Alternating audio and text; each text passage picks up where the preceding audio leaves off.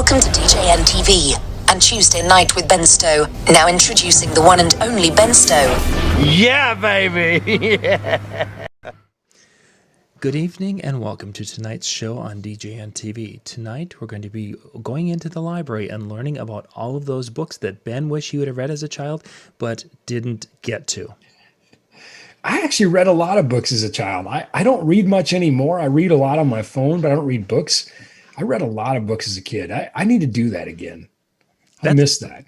That's one of those things that before we went on, we talked about a lot of things before we go on the show, and we were talking about things that this time has given us the opportunity to do. And it's interesting is that reading has been something that I've always done, but it seems like in the last couple of years, it's just been less and less. And I blame it on Netflix. Because people start talking about, did you see the new season of da-da-da-da-da? And it's like, oh my gosh, I got to watch. Or maybe I would blame Disney, but I've been watching Star Wars stuff on Disney. So seriously, that can't count. I watch a lot of documentaries too, but I watch a lot of Netflix. I mean, we took a kind of a romp down memory lane with some 80s sitcoms, Quantum Leap and Alf. We've been binge watching NCIS, but of course, I mean, I don't know. I'm all over the map. I'm all over the TV. But no, I used to read. Sometimes I would read a book or two a night as a kid, and I hadn't even really thought about that till you just said that. I thought, yeah, you're right. I used to read a lot. I don't read much anymore. Yeah, it's one of those things that we have opportunities to do things, whether it's that or other, and that's what we got to take advantage of those things. I just put a link in for those of you watching out on Facebook or Twitch or anything to that effect. If you want to go into the main chat that's on the YouTube feed, and I just put that into the comment section so you can join us there. We also, of course, have our DJN TV Insider area that is still open, and you guys can join that to get into the educational content right now for free. So you can use this time for learning. That's out at djntv.com/help. That'll propagate the password in there. So you can just go sign up and you are in to our djntvtraining.com information. Okay. There, I think I've got that business stuff down. Yeah, well done. Yeah, good job. So let's talk about tools Ben Stowe can't live without. And I'll preface this because what got me to thinking about this topic is that as we're doing things around the house and as we're doing projects, I'm like, okay, where's my lineman's pliers?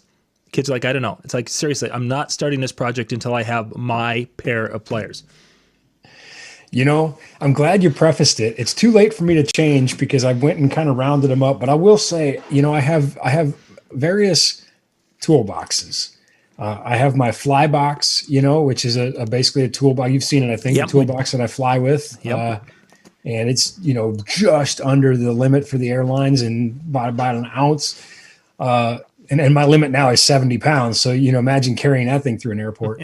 But those, I mean, you have to obviously, kind of somebody has to get voted off the island. You say what's going in this box and what's not. So that box really, I think, represents the essential tools for flying and for the jobs that I'm going to when I'm flying. But then I have a few little things in my backpack, which also, of course, go with me. But then I have my tools here at home, which would be more home improvement. And it's really situational. For example, I have a PEX cutter that I probably will use twice in my life. Obviously, it doesn't make the I can't live without, but it sure is handy when you're cutting PEX. It does, yes. Same with the PEX crimper that goes right with it. I hope I don't have to crimp any more PEX in this house ever again. But if I do, I have the tool. So I took to heart when you said essential, and I thought about it from the context of what I normally do in this industry. Excellent. So that is kind of where, and I've got my collection here laid out next to me. Nice. Let's jump into it. The other problem I had was your title says 10, and it's kind of like choosing your favorite children because I have, and this is probably not an exaggeration, I have hundreds of tools I can't live without.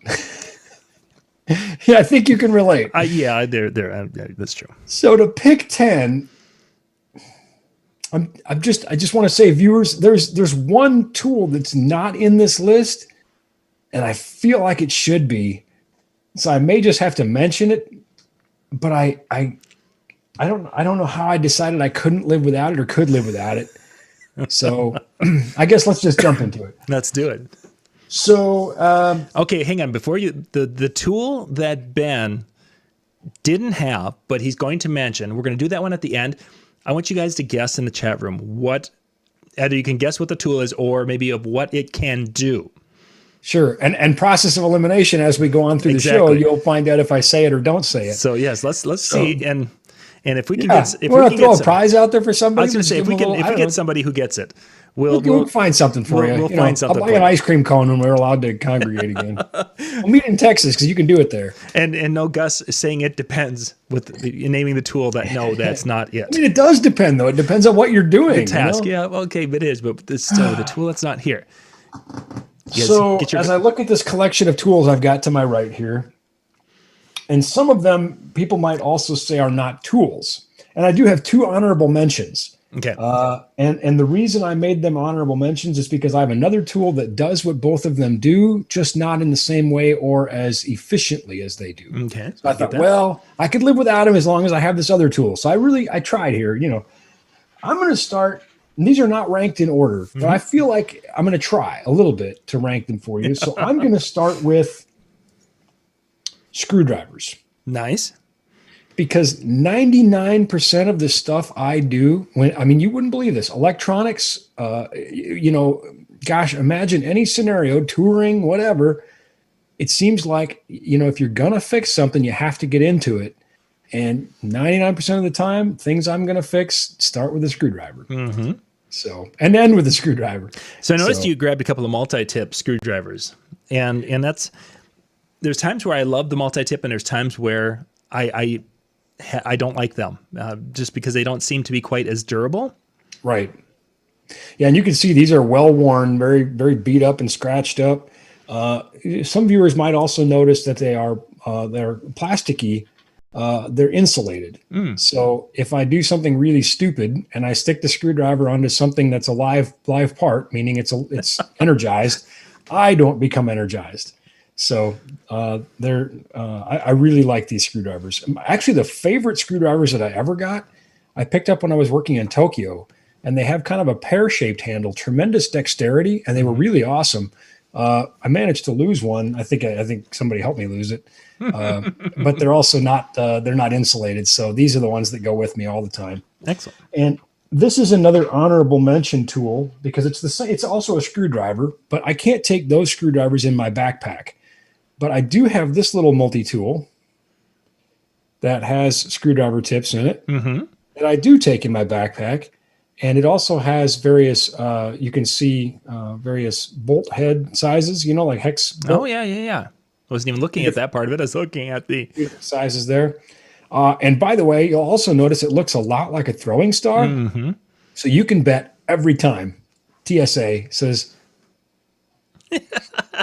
and they always say, we're looking for something. We're looking for something. And I said, yeah, it's in the outside pocket on the very bottom. It looks like a throwing star. They're like, yeah, we're not supposed to tell you that, but that's it. I said, oh, I know. I've played this game before. Not my first rodeo. But it is acceptable as long as it's not a throwing star, which it's not. So that does go with me everywhere I go. I think this is a good number 2. You've got your lineman's pliers. I've got my diagonal cutters. A good rugged, and these are strong enough and sharp enough that I can even cut wire rope, like aircraft cable. Oh, wow. And I can cut it cleanly, so I can, make assemblies and swedge it and that sort of thing. So a good wire cutter. And I've in my toolbox, I've actually got 2 sets. I've got my good set, and then I've got a cheaper set for things that I don't want to risk damaging my good set on. It's like, what, I was going to, so these, I think these are about $40 or 40, maybe $50. I don't know, but you know what? They are tremendous. Love them. Love them. A man and his tools. It's a beautiful thing, right? His wire cutters. And now we're sort of straying into the less. I'll I'm just going to keep going on the hand tools theme here, Yeah. but we're no longer really at a prioritization at this point. I think those are the two that if you had to have me narrow it down to two, those would be the two. And the screwdrivers only count as one. So a good set of wire strippers, Mm-hmm. and these will go all the way down to 26 gauge. So they go down to a very small wire, which is really important. I carry two of these.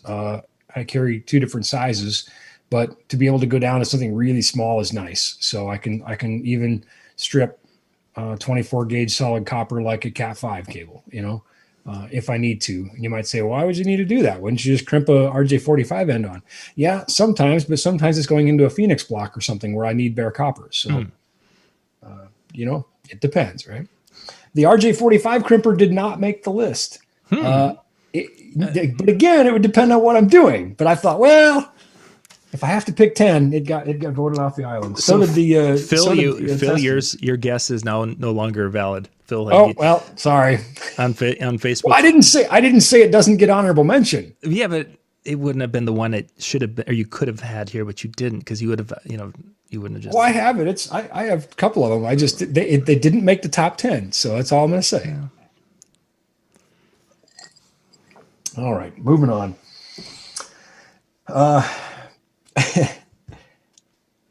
This will probably surprise nobody. I don't know if it's a tool, but it's my list, so I say it is.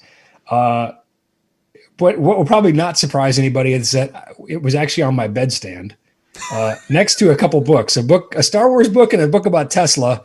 And what do you suppose is also on my bedstand? Gaff tape. Now, time out. Hold it. Yeah, my sex life is not that exciting. If you're thinking about that's not what it's for. Okay.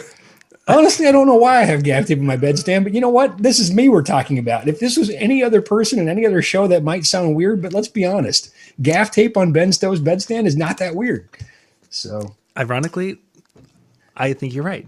That's what I'm saying. You just never know when you're gonna need gaff tape. So, and of course, it's NLFX gaff tape. It's good gaff tape. Yeah, I don't know why it's there, but it's handy, and I keep it there. So, and that took out the about half of the guesses so far of what.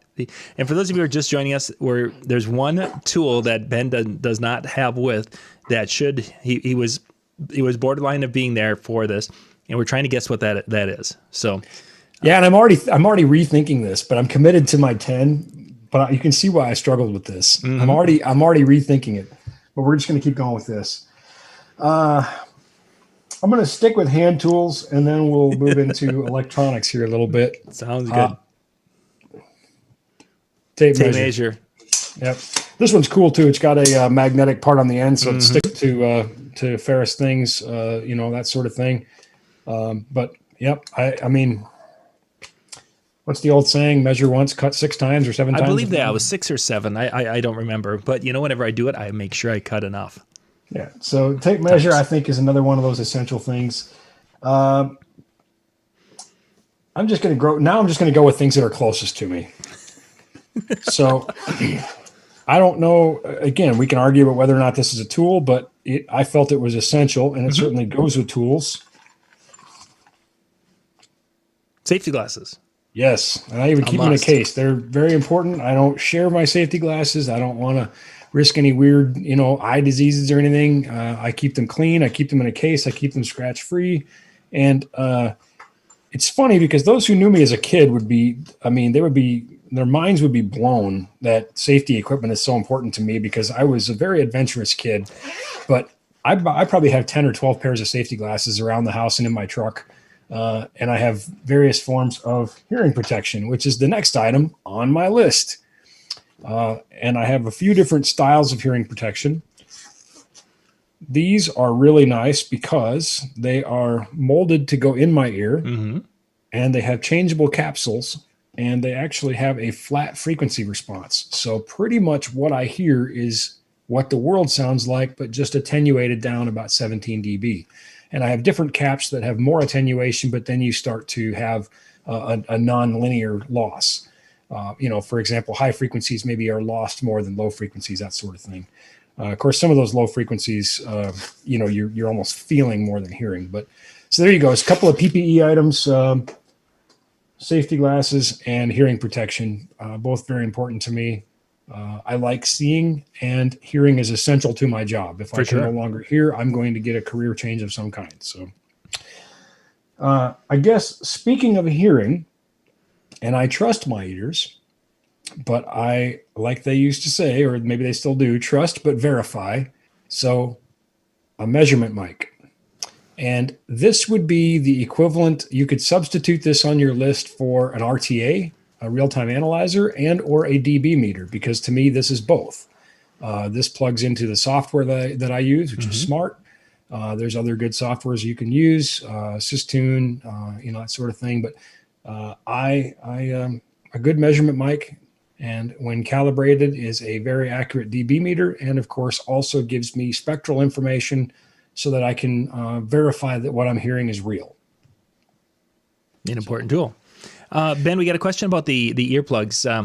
Yes. Is that something that NLFX, you guys sell hearing protection like that, or where did you get those? Or we sell some musicians earplugs, but we don't sell ones that are custom molded. Okay. There are several places that do. I would probably start with your local audiologist, but there are a number of places, and I don't really have any one that I recommend over another.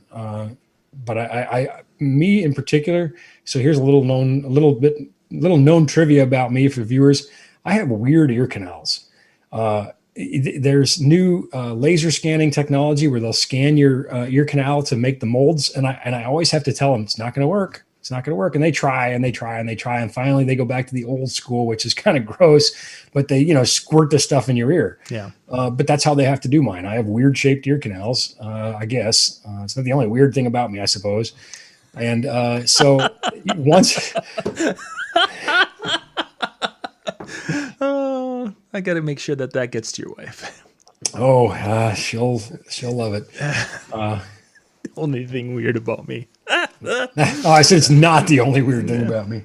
Anyway, so once you have those molds on file, then they can just replicate those. So if I lose these, God forbid, because they're expensive, I can get another set made and sent to me without having to do that again.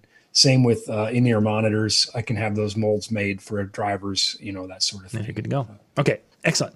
Thank you. All right. So, John was wondering about that. We are cruising. We're only like 18 minutes in. Yeah, we're doing well. This one, if I had to narrow the list down to 5, this one would make the top 5. Oh, because it gives you so many answers and it solves so many questions. And that is a multimeter. And I even have a little tiny one in my backpack. It's a little pocket-sized one. It's in the outside pocket. But this one, is kind of my go-to, just a basic multimeter, and there are great ones. Fluke makes some of the best. We have some Fluke ones at the office. This one I fly with, so I'm a little more. It's only $100, but I'm a little more okay losing it if I have to. Mm-hmm. But even an inexpensive one will probably give you the most meaningful answers. It's not going to be as precise, but if your need for information isn't that precise, it will give you basic things like, is there power or isn't there power? Again, your needs may vary. Some of them monitor temperature. This one does, in fact, and others, I have my ones at the office will do capacitance. They're transistor checkers, that sort of thing, check both PNP and NPN. This one doesn't have transistor checker or capacitance, but it does have hertz, which is nice when I'm working internationally. I can see, is it 60 cycle or 50 cycle power, if that's important to me. Will it allow you to test a flux capacitor? It does have capacitance on it. I think I just said it didn't have capacitance. I meant to say transistor, but it does have capacitance tester on it. Yeah. Good. And it tests, amperes, temperature. Continuity tester is probably the thing I use the most.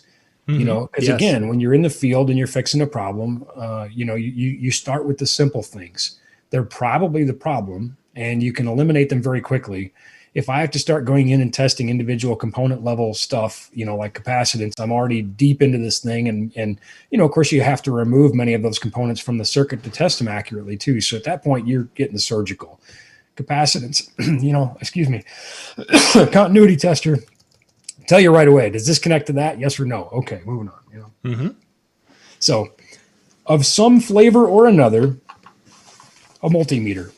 Yeah. Very helpful And that tool. took out quite a few guesses with that. So we've only got 2 valid guesses, or 2 That's a top 5 item for me, I remaining think. guesses.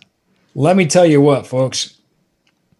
I can't tell you how many times I have been in contact with one of you or one of your peers to try to troubleshoot a problem. Sometimes things go wrong at the worst possible time, and a warranty is great, but a warranty doesn't solve the issue in 5 minutes. So I'm on the phone saying, okay, how can I help you get through the show? Let's see if we can diagnose this and figure this out so that it doesn't involve sending a product in for repair and waiting. Let's see if we can get the show on the road, so to speak. The show must go on, right? Yep. And I am appalled and disheartened and disappointed and probably a lot of other big words when I ask if you have a multimeter and you say no. It's really hard for me to diagnose something over the phone when you can't even tell me if this connects to that.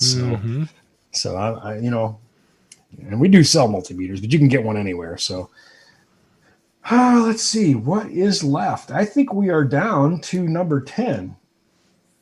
And then my 2 honorable mentions. So number 10 made the list just based on what I'm doing a lot of these days. And number 10 is an RF analyzer. And this one is an inexpensive pocket-sized one that lives in my laptop bag. It is not super accurate. It's not super well featured, but it's also not $10,000. Sure. So, and it also doesn't sit on a desk. It's good enough. It tells me, is there something there or isn't there? And then I typically will actually carry larger antennas and a cable that will go to them so I can get better readings. But of course, it has a little pocket antenna. This one tests both 2.4 gigahertz and most of the UHF range in that, call it 400 to 900. I think it'll actually go down to 240, but I'm really not that interested in anything down there. And so, this connects to my computer, but it also has a screen on it that will show us what's out there. If we can just fire it up real quick, and I'll only do the UHF side here real quick. And folks, you'll find out that in Bemidji, Minnesota, there ain't much there. Wide open. Something else is kind of fun is this antenna is telescoping, and you can change kind of how it receives different frequencies, by the length of the antenna. But anyway, there you can see it's tracking some things. And you can see there is not much there. But let's see, what am I at here? Yeah, 470 to 698. So not much going on. We have one TV station. Anyway, on a computer, it's a lot more detailed. Then I can have the software take care of things like logging, waterfall, heat map, sort of tracking what's happening over time. Are things popping up and going away? If they do, then they might pop back up. So I know to look a little bit more there, and it's just a USB connection to the computer. That rounded out number 10. But again, situationally, there's a lot of situations where I wouldn't need an RF analyzer and something else would be moved onto the list. So my toolbox, which has probably 40 or 50 tools in it anyway, not just 10, is evolving all the time. What kind of a price would a analyzer like that run, ballpark? Less than $200. Okay. They're not very expensive. And again, they're not perfect, or they're just kind of they're good enough. They will tell you if things are there. They're not super sensitive, but it's good enough for almost every application. And the best tool you have is the scan feature on your microphone if it's got one. You probably don't need to go to that level, but again, when I'm going into situations where I've got a lot of different RF products, I've got to mix and match brands. I can't just hit scan. I've got, things all over the spectrum to be able to really pull down a sense of what's in the air and use that to validate database information and start planning for an RF coordination. It's really helpful. And then I've got another, more accurate one that's closer to $1,000 that I'll use when it gets, to a point where that matters, So now when you're doing these football games or you're in these larger stadiums, is that where you use the larger one? Sometimes, depends on, a lot of times I'll still just use the little one. National championship, yeah, I'll bring the bigger one. But even a tour, I can use a little one. It's good enough. I don't really need to know the until you get into really high channel counts and you start talking about like slot frequencies where I'm trying to stick something between two TV channels that are adjacent. There still is that little bit of a guard band between those when you're getting a bit more surgical. Then yeah, I really need to know. But the little one's is good enough. Okay, good to know. That's interesting. I would have not guessed that. Well, the bigger one, the more expensive one, also has a rack mount unit, so it's harder to carry around. So this one, again, it just lives in my laptop bag, and it's always there on a moment's notice. I think we did this at your show. Yep, you did. Yep. And I think we were just playing, but pull it out. I think it was me and Lou. Actually, and I think he had one with him too. So we just wanted to play with our toys, but So that's our 10. Okay. Now you said you had 2 honorable mentions, and then we still have the yet to be named one that should have been here, but wasn't brought in. So basically, it's the lost 11th. Yeah, pretty much. And we'll get to the on 11th. The honorable mention, number 1 is a voltage detector. Oh, yeah. Non-contact. There is no conductive parts here. Love those. Yep. So let's see if I can find a cord with some power on it here. Try to figure out how I'm going to get this on screen. Even a USB. Here's a cord. Yeah, the cord that has power. Well, I thought it had power. It did until it unplugged itself.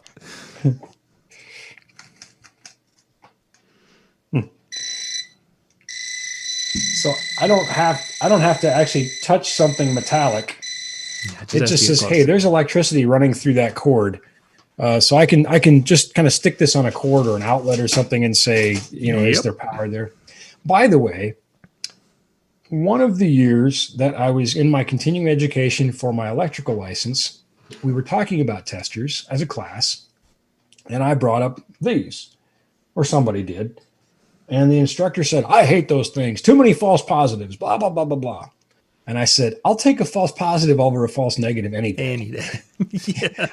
I'd rather find out the circuit really isn't live, because when you have wires running side by side in a conduit, you can get just enough inducted over that will believe there's voltage there. And there might be, but there's certainly not enough current to do anything. It's just that inducted across some adjacent wires. So this tells me proceed with caution. Mm-hmm. That's probably hot. At that point, I can dig in deeper and find out, is it really or isn't it really? But yeah, a false negative can end you. Yeah, literally could. That could be the last thing you ever do. So I'll take a false positive any day. What I like about those little things is it'll even on a USB cable, it'll tell you there's electricity through just a little, what is that, a 5-volt signal or whatever it's sending through. Yep. Just incredible that it's like, oh, the power supply is dead, or the end of the wire must be very sensitive. Some of them are very sensitive. Yeah, and I agree. Yeah, it's super handy. Definitely. I keep one in my laptop bag. I have one in my toolbox, but I also have one in my laptop bag. And probably one in your nightstand too, but we don't want to go there. What's that? I missed it. And probably one of those in your nightstand, but we don't want to go there. No, not one of those in my nightstand. Yeah, just duct tape. Or the gaff tape. Just the gaff tape and a Tesla book. Yeah. And a Star Wars book. How many times you get to a place and something isn't working? And 9 times out of 10, it's not even maybe where I'm working, where I end up doing this. I'll be maybe speaking someplace, or I'll just be somewhere and I see somebody struggling with something. And, you grab the thing out of the bag and you stick it over there and you go, "Oh, your outlet's dead." Oh, there you go. Problem solved. Mm-hmm. Or at least problem identified. So the last honorable mention, and it's honorable mention for 2 reasons, is our moat, our mother of all testers, which tests virtually everything. Yep. And it made the honorable mention list for 2 reasons. One, because with my continuity tester on my multimeter, I can do everything this can do, not as elegantly and not as efficiently. And it's really hard to get those probes into a pin on an HDMI cable, but I can do it. And two, sadly, these are out of stock right now.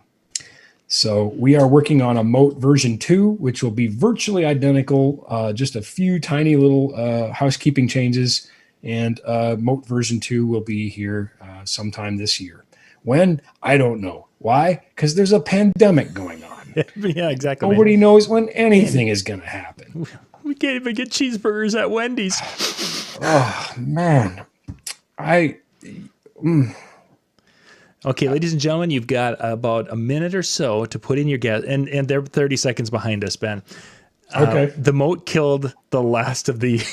That was the guess for many of us. I got to admit, I put my guess in the chat too, so that way they could see. We all guessed the Mote was going to be the bonus one. So the lost number 11. You guys can put your guesses in the chat quickly here to see if you can guess this. And we've had good guesses. You know, the Gaff tape was a big one. The voltmeter and multimeter was another one. The Mote had the most votes of any of them. So now, what's your last vote here as we get ready? So as you're doing that, if you don't have a Mote and you want one, and you do, let us know. We could put your name on one, no money down, because it's going to be a little while before we get them. I would say probably at least 3 or 4 months. But when they come in, I think there's going to be a bit of pent-up demand again. So if you want to put your name on a Mote, just let us know, and we'll be happy to do that for you. Mote, 2.0. It won't say 2.0. It won't look any different. One minor difference we're changing is the micro USB is going to be a USB-C now. Oh, nice. That's really the only physical exterior change anybody would notice. But we just felt like, in keeping with the times. So. Yeah, and that is a big thing as with the new iPads and the new laptop. It's like, oh.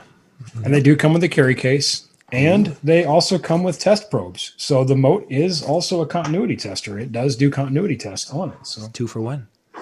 Yeah. So anyway, but like I said, it'll be a while before we get one. So are we ready for the grand reveal? Not yet. Okay. We're going to talk about one thing that I saw. I don't know if you posted it or Katie posted it. The clip to your chair backdrops, the green screen and the white backdrop for those who are doing Zoom calls and Zoom the podcast and such. Yeah, I posted that. Okay. Very cool new thing. Now, is it a green or the white, or is that? Kind of tell us a little bit about that. It's both. It's double-sided. So one side is white. If you just want a white background, you don't want to, everybody to see what's going on behind you. You can do that, or it is green on the other side. So you can chroma key, green screen your video and put yourself on Mars or outer space or wherever. So kind of a nifty little deal. It just slips over the back of a chair, folds up, comes with a carry case. Just as they say, necessity is the mother of invention. And kudos to Daniel, who's the inventor of this thing. He made a cool product, and we said, yeah, we're on board with that. So we've got a limited number of them coming in about 2 weeks, hopefully a little bit less, but again, pandemic. Things going on. So it's a pretty cool product. $79 delivered to your door. And that's the double-sided green screen thing that green screen, white screen. I think you could probably put a link down there, or people can contact me, or you know what? It's on our website, and it is called you're going to love this. It's called the Cam-A-Lot. So it's the Cam-A-Lot for you to use with your cam. That's I didn't think of that. I thought of the Mote. I can take credit for that, but I can't take credit for this. Okay, so we're gonna put. Is the gentleman that's in the video? Is that you said Daniel? Yeah. Yep. Okay. I'm going to put that into the link there so you guys can see that, because it's, with all of us doing Zoom and such and in those calls, having a consistent background, and with Zoom, you can drop in a background and it'll look so much better than having the rough, grainy edges. So that is in the chat. Well, and plus, some people are, somebody made the comment that they now know what every DJ in America's house looks like. And, sometimes things are going on behind you. You just don't want in a professional setting or a meeting or, it's just one of those things that allows you to control the environment a little bit. For those times you need to, yes. Yeah, and obviously people want that. So it's a pretty cool deal. Inexpensive and simple to use and folds up in a little storage case. Excellent. Yeah, it's a pretty cool deal. I'm pretty excited about it. Excellent. Okay, so we have a couple more guesses that have come out. So I think it's time for us to reveal the lost number 11. What are the guesses? Let's see. We've got I've got a guess of a hammer or a striking tool. Everything's a hammer if you use it wrong. Well, that's and then somebody mentioned These are never a hammer. not the $50 sidekick. The cheap ones I have used as a hammer. These are never a hammer. We have a guess. John's guessing a flashlight. Oh, that's a good one. Boy, that's tough to be without. Yeah, that was one. That was one I was actually thinking we would see in the process. Boy, again, I'm rethinking my list. It's one of those things. We tell our install guys and our technicians the only tool you miss is the one you don't bring. And I promise you, if you don't bring a flashlight, you will miss it. Boy, but that is not it. So John Jazz just gave us a great guess, and this could be it. Is number 11 is ice cream? Yeah, it is. No, that's the after. That's after the tools. Yes, that's the after tool. No, boy, flashlight. That's a good one. I should have had that on here for sure. I'm pretty sure something would have left to leave a flashlight on the list. But, I will say there were a couple things that I didn't put on there because, like a flashlight, I have on my phone. Yeah. And I sort of thought, well, my phone is always with me. So does it count as a tool? I don't know. That's a toughie. Anyway, so no, this flashlight is not the one I had in mind. Well, then what is? Soldering iron. Soldering iron. And the reason it didn't make the top 10 is if you're soldering, you're in deep. Something has gone horrifically wrong and I've had to do it, create adapters on the fly or fix something but that's generally, I can usually live without it because I usually have spare gear or something where I could go, If it's that deep, I'm probably finding another way to fix it, or not use it. So, but it was honorable mention. Yeah, flashlight, that's good. Yeah. It actually surprised me when we talked, we did this type of a show 2 years ago. After the show was over and you had mentioned having a soldering iron for doing things in the field, I thought, no one does that. Well, maybe Ben does, but no one really does that. And the number of people who came in are like, yeah, there's numerous times that I'll fix an end on my XLR if it goes out at the show. Yeah, no problem. We got a half an hour before the show goes. It's like, if you have a Platinum Series cable, you probably don't have to do that. Just saying. There you go. Yes. After the tank drove over it 5 times, right. You still don't need to do it. So I do have a soldering iron in my toolbox. That is one of the other tools that does go with me all the time. And again, it's really hard to pick 10 if you have to nail it down to 10, like Desert Island kind of style. And in all of our work boxes, of course, that go out, on tours and stuff, soldering irons and spare tips are essential. I even carry spare tips with me. So yeah, and I do have a hammer in there, and I have abundance of flashlights. So including head worn and handheld and all those. Yeah, those are all things that, again, if you made the list 20, it'd be easier. And if you made it 200, I could probably cover them all. Still covering it. Oh. TSA looks in my box and they're just like, what are you doing? What are you going to do? You're going to take the plane apart? Come on now. You can't do that. There's rules against it. You know what? That's not funny. That happened to one of our guys, and he was a sales guy, on top of it. He probably didn't even know how to use the tool, but it's not funny. Our salespeople are actually really good. They're great people who like to get their hands dirty, and get in there. Of course, Katie is in sales, but she also goes out and does gigs. So I'm just picking on him, But he had an Allen wrench, just a little 90-degree hex Allen wrench. Yeah. I mean, it's more blunt than an unsharpened pencil, and they took it away from him. And he said, and this was not smart, but that's what he said to TSA. He said, "What do you think I'm going to do? Take the plane apart?" And they said, "Are you? Step over here." I'm like, I'll see you at the gate, maybe. Excuse me, cavity search time. Well, he got it every time. I don't know what there was about this guy, just every time. He had a gift. He had a gift. I wouldn't stand by him in line. You go 5 people ahead of me, please. Thank you. No, and I mean, I tell you what, and he's, blonde-haired, blue-eyed, former Marine, I mean, and yet every time his number came up, they just, so I know, some people would say that's not what you would expect would be the stereotype to get profiled or to get pulled aside. Well, for him, it was every time you heard the snap of a nitrile glove and you knew his day just got worse. He's about to make a new friend. Yeah, he just had that look on his face and he just walked a little different by the time he got to the plane. So, he probably tried to smuggle an Allen wrench on board or something. I don't know. Of all the things to anyway, I don't know. But well, thank you guys for being with us tonight. We're going to wrap up the show. We'll be back in about 20 minutes tonight.